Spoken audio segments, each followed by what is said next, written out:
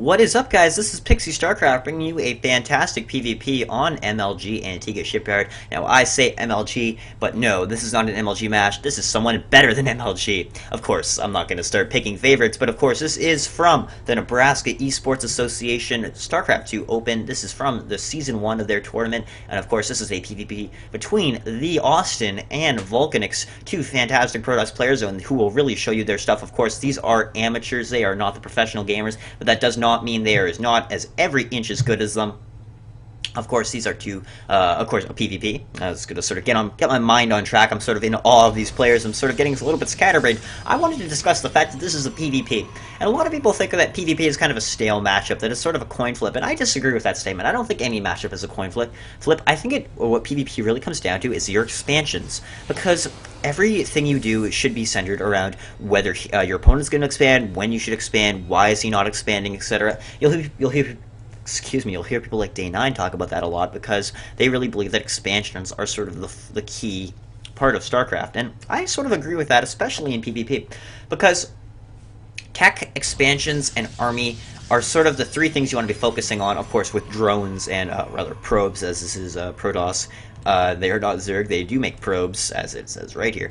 I think that when you choose to tech, when you choose to expand, when you choose to attack, really is really important in PvP. Why do I say that? Because you'll see a lot of Robo, you'll see a lot of Colossus, you'll see a lot of sort of that stuff, and you'll sort of wonder when and why he chooses to do that. Does he want to sort of stay at home, make a sort of a large enough force to defend attacks, but sort of focus on expansion and tech? Or does he want to really make a big force early on and attack really soon? I mean, we see things like the 4-gate, which is basically an all-in, because you're just putting so much money into your army. And then we see stuff like, fast expands, a lot of Robo Plague, like getting that Observer out too.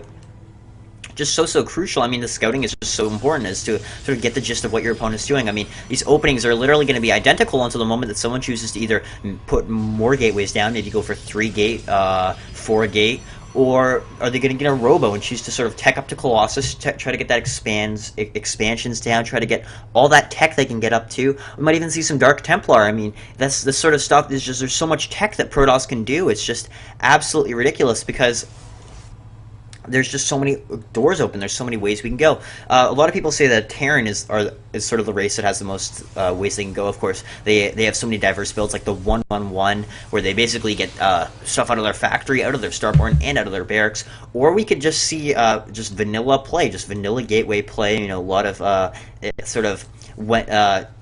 I'm trying to figure a way to phrase this right, because my mind is just processing so many reasons why I love PvP. Is he going to sort of attack the expansions? Will Vulcanix go for an early expand? Will Austin go for some sort of quick expand so we can get that macro flowing? I guess just time will tell. I mean, I've talked about it almost constantly since the game started. I'm just so excited to see what these players are going to do. As this looks like the Stalker, not the probe. The Stalker is looking for probes that Vulcanix may have hidden in the base, of course, doing a fantastic job of that. As we do see, the probe is coming around here, going to be heading home. Looks like 2 gases are going down for Vulcanix, and 2 gases are going down for Austin. So looks like these players are not going to be doing some sort of 4-gate, as 4-gates usually are powered off 1 gas geyser. They are, in fact, going to be going for that tech play. 2 more gas gateways are flying down, or it's getting set down. I'm not sure they're going to fly anywhere. Of course, they are sort of hovering. I mean, these are even touch the ground. They're just balls of light. Not exactly the most interesting building animation that Blizzard could come up with. As Terran, you get to see the entire thing construct, and Zerg, you get to see it morph. The Robo going down for Vulcanix, and that quick Observer. So it looks like Vulcanix is just going to favor... just going to favor getting that quick Observer. Knowing what's going on in Austin's base is going to be so crucial. We even have Hallucination for those hallucinated Phoenixes, but he's going to opt for getting the Observer instead. He's just going to make sure that no probes are hiding out here. Getting those pylons, great pylon placement, getting that entire base lit up with pylons so he can build a building anywhere he likes. Same goes for Austin. I mean, these pylons are just covering such a wide area. Of course, going to spread out pylons here and here to get everything lit up. Now, he does have a lot of Stalkers, as the Stalker does sort of freak out. Easy there, buddy.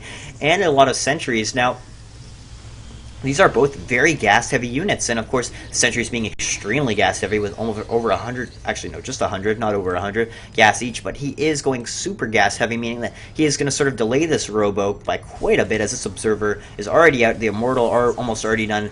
in opting to get those sort of gas guys so we can just be 100% safe from the early pushes. However, this is going to sacrifice a little bit of tech just to be completely safe, but I completely agree with this. As in PvP, you can be in danger at almost any time unless you get those sentries out who are going to be able to put down those force fields, which are just going to be so crucial in Vulcanix space. We do see the Immortal is out, meaning that he's going to be safe from early Stalker pushes, as the Immortal is just so good at taking down those Stalkers. It's almost like it is actually a walking cannon. Here's a fun fact. Did you know that Immortals are actually Zealots? Because when Zealots die, they don't actually die. They get transported to Shakuras or Ire or whatever, and they get turned into Immortals, which is just, I find it kind of interesting in this sort of lore. Looks like the Observer is out for Austin now. Looks like the Observers are going to be going in tandem, being little Observer buddies, which is kind of cute when you consider it, but of course they are enemies. They're going to sort of have to observe each other to death, be their little peeping toms. Now, Vulcanix is going for that expand. I would say relatively late at the 8-minute mark. However, he just wanted to make sure he was completely safe, not actually having that much in terms of tech, but he is basically just saving all his money, opting to go for expansions and tech over gateway units. He is getting the second Immortal out right now. Looks like Vulcanix is opting not to expand, although he does have a kind of a large force. Loading that large force into a Warp Prism as he keeps these Stalkers back. It is over here. Does the Observer see this? I think he actually might have spotted that. What is his reaction? He did spot it. Indeed, he is moving these Stalkers all the way back to probably going to be right here, so the Observer can't sort of swing around and drop in the mineral line. Getting another Immortal out. He's just being so safe. In Austin's base, we are seeing the Robo Bay go down, which was spotted by this Observer right here.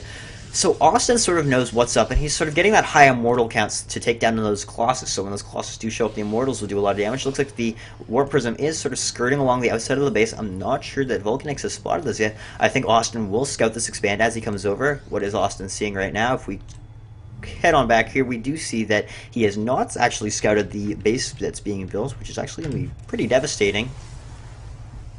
And we do see these probes are going to be quite vulnerable to this drop if the Stalkers can't get over there in time. However, I think there are more than enough Stalkers to deal with this. Dropping the Sentry in there, what's that Sentry going to do? He's going to force field, trapping all those probes in there with that Zealot. Such great play. The Zealot's not attacking them, though. That Zealot really needs to attack. Taking down one probe. Is he going to take down the second probe? Looks like he's not actually going to be set on an attack move. That is so bad. I don't think he's done any economic damage. I think he just lost a whole drop there, losing 600 resources for the damage that he did, which was only one worker killed. So an utter loss on Austin's part. Unfortunately, that Warp Prism did get away, but it did do no damage.